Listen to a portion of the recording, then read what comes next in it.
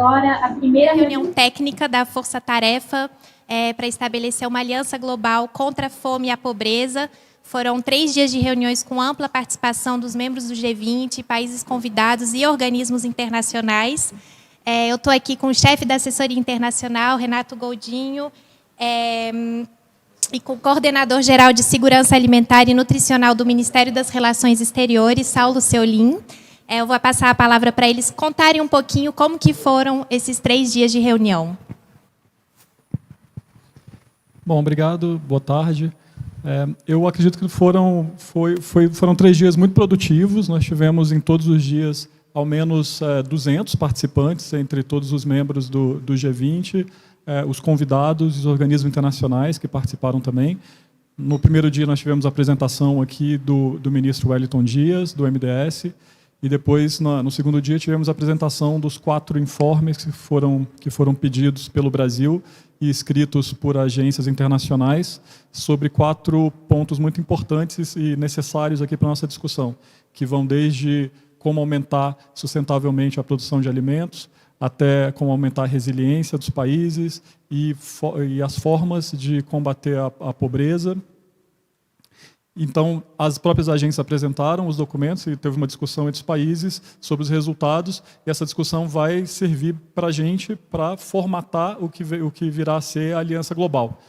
Agora, nesse último dia, nós só fizemos um pouco do planejamento dos próximos passos, de o que a gente vai ter que fazer nos próximos meses. Tem pouquíssimo tempo, na verdade, para a gente terminar a montagem dessa grande empreitada, que é a Aliança Global contra a Fome e a Pobreza.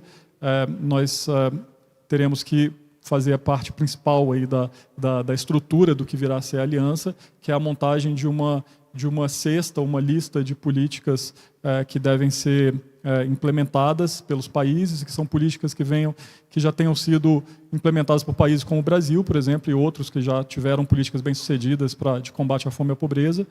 E essa montagem dessa lista vai ser um dos principais trabalhos aqui. Renato. Bom, uma coisa positiva que nós tiramos desses 3 dias é que essa abordagem, né, que o Saulo explicou aqui, que foi colocada pelo ministro na fala dele no primeiro dia aos países, é a abordagem de que a aliança seja um mecanismo prático de implementação de boas políticas nacionais, né? Nós temos no Brasil alguns desses exemplos de boas políticas nacionais que vão diretamente combater a pobreza e a fome. Essa abordagem ela foi muito bem aceita pelos países, né? Então, ela foi colocada aqui, foi muito bem aceita. A composição dessa cesta de experiências, né? Não só com as brasileiras, mas todos ali, muitas experiências, muitos países se colocaram à disposição, organizações internacionais também se colocaram à disposição para colaborar com a conformação dessa cesta, suas próprias experiências, né? Países de todos os continentes se colocando à disposição. E, em torno dela, a constituição dos 3 pilares, né? O pilar nacional são os países se comprometendo com essa implementação. Pilar financeiro são fundos, doadores tradicionais, né, e novos mecanismos de financiamento inovadores, financiamento climático, foi também muito discutido, né, também se comprometendo a trabalhar em prol dos países nessa implementação, e o pilar de conhecimento, que são as muitas instituições que já têm esse conhecimento trabalhado. É uma forma da aliança não reproduzir um debate sobre cada tipo de política, não é essa a ideia é um mecanismo de ação, de implementar no nível nacional, e por isso aproveitar nesse pilar do conhecimento tudo que já está sendo feito, todas as diretrizes de política pública que foram elaboradas em âmbito internacional, no Comitê de Segurança Alimentar, por exemplo, um organismo que está representado aqui e que foi muito falado, e trazendo essa experiência e a aliança, botando os parceiros todos para apoiar essa implementação. Então, fico muito contente que a recepção geral dos países tenha sido muito positiva. Claro que a vários, né, detalhes de cada um desses pilares, como é que eles vão ser constituídos, como é que funcionará a coordenação, muitos apelos, né, de que a gente trabalhe com as estruturas existentes, que é a nossa intenção mesmo, né, desde o início, para conformar essa visão do presidente Lula, que lembramos que no dia que foi eleito, antes mesmo de tomar posse, no seu discurso, anunciou que adotava o compromisso não só de voltar a acabar com a fome no Brasil, mas também de levar essa luta para o mundo, estabelecendo essa aliança global contra a fome e a pobreza. Então, aqui no âmbito técnico, as propostas para a conformação dessa visão do presidente estão indo bastante bem, apesar de que o desafio é grande, o calendário é muito apertado, né? A ideia é que daqui até julho nós cheguemos com essa conformação para uma reunião ministerial do G20, de julho a novembro expandir, achar os parceiros, né? Expandir a composição dos países mesmo para além do processo do G20, chegando ao final do ano com uma boa composição para o lançamento dessa aliança na cúpula do Rio de Janeiro. Boa tarde, Tiago Bittencourt, TV Brasil. Vou pedir um pouquinho de paciência, porque eu tenho uma série de perguntas aqui. Mas, começando com Saulo, no primeiro dia, o ministro Wellington Dias citou um exemplo na África em que só com o investimento em inovação tecnológica resolveria a sustentabilidade na produção de alimentos lá. Eu queria saber se vocês têm exemplos aqui no Brasil também, que vocês andam monitorando. Bom, nós temos vários exemplos, eu acho, em que o Brasil pode melhorar a sustentabilidade da produção, né?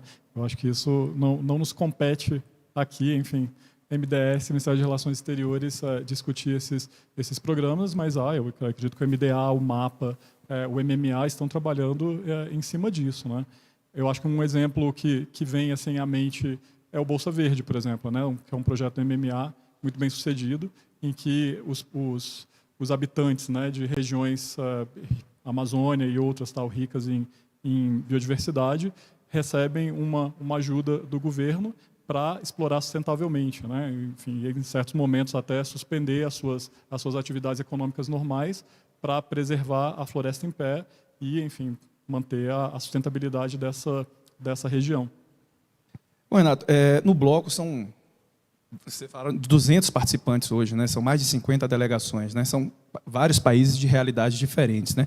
Então, eu queria saber quais são os principais desafios dentro do bloco diante dessas realidades diferentes.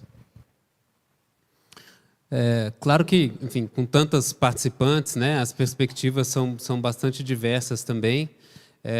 Eu acredito que a abordagem escolhida para a conformação da Aliança Global, ela em si ajuda muito nisso, porque ela não tenta impor uma gama de políticas para ninguém, ela não tenta fazer centralmente uma priorização, o que é que você precisa implementar primeiro.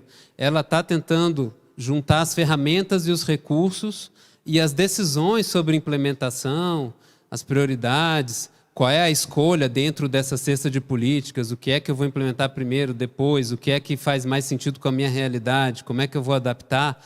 Isso é uma discussão que se dá lá entre o governo nacional de cada membro da aliança, quando ela estiver operacional, junto com os parceiros, né, no momento da implementação. Então, isso é uma abordagem que a gente colocou aqui de tentar evitar esse tipo de estabelecer regras abstratas que valham para todos ao mesmo tempo, né? Então, isso tem ajudado muito essa abordagem de adesão voluntária e específica, o modo de implementação específico para cada um, com a aliança ajudando justamente a reunir forças para o que cada um decidir implementar. Perfeito. E na formação, Brasil como proponente dessa cesta humanista, né, como o Saulo falou, quais são as principais medidas práticas aqui no Brasil de combate à fome e à pobreza que vão ser apresentadas? Bom, esse trabalho vai ter 2 passos, né? Primeiro, foi colocado aqui, vai ser consultada uma proposta de critérios para a inclusão na cesta, o que seria viável de entrar, o que é que faz sentido, para também não entrar tudo, né? A gente queria focalizar o máximo possível o que diz respeito realmente ao combate à fome e à pobreza e que atinge os mais vulneráveis primeiro.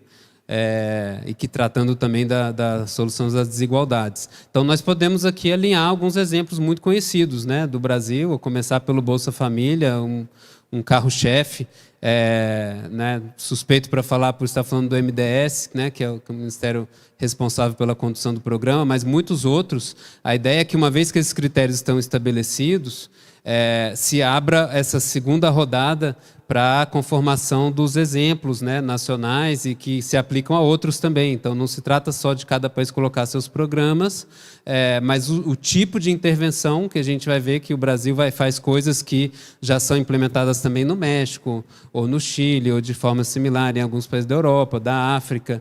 Então, é fazer uma boa consolidação dessas experiências, né? Não estamos na hora aqui de já colocar exemplos definidos, mas é claro que muitos deles são muito conhecidos aqui no Brasil, não deixarão de constar dessa cesta.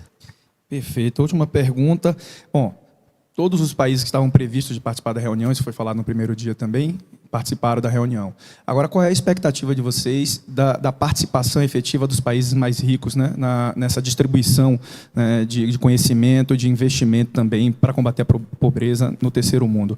E eu pergunto isso também baseado que a gente está vivendo um cenário de conflitos internacionais, né, Israel, Palestina, Rússia, Ucrânia, enfim, que são os que estão mais evidentes agora no momento. Qual é a expectativa de vocês dessa participação dos países mais ricos nessa aliança? Bom, vários deles estão representados aqui, né? E vimos que eles estão positivamente engajados, até com comentários bastante construtivos e até pressão sobre nós para que essa parte, por exemplo, dos recursos financeiros fique bem alinhada, né, com o que está sendo discutido no trilho financeiro. Então, há uma predisposição, né, aparente desses países de realmente nos ajudar a fazer essa construção, né, de forma coerente em todos esses trilhos. Se você tem alguma complemento. Acho que é isso. Os países poderão contribuir de várias formas, né? Não vai ser só os países desenvolvidos, né? Enfim, eles têm não só recursos financeiros, que eles contribuem de várias formas, têm seus programas de cooperação que podem ser adaptados aos objetivos da aliança, mas eles também têm uma abundância de recursos de conhecimento, né? Também que eles podem colocar à disposição da aliança para ajudar na implementação das políticas nos países em desenvolvimento. Ok, última pergunta. Bom, a gente está falando agora dessa montagem da cesta, né? Humanista, né? Como foi chamada. Então, o Brasil tem outras prioridades dentro, agora, inclusive na presidência do G20, na Aliança Global, outras políticas que podem vir a ser desenvolvidas no futuro?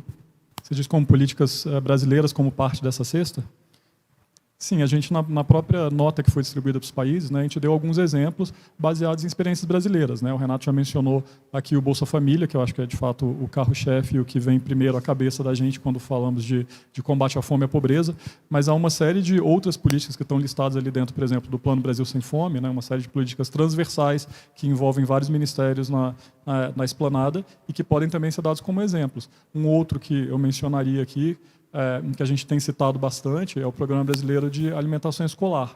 Eu acho que é um exemplo muito prático de como você consegue, ao mesmo tempo, prover alimentação, você consegue focalizar nas crianças, né, e jovens, e, ao mesmo tempo, tem uma ligação com a produção da agricultura familiar por meio da lei que prevê compras obrigatoriamente para o Programa Nacional da produção da agricultura familiar, ou seja, é um programa que se estende aí por várias áreas e consegue ao mesmo tempo combater a pobreza e ajudar os produtores e ao mesmo tempo prover alimentos e nutrição para as crianças e jovens, fortalecer a educação, enfim, uma série que a gente está tentando aqui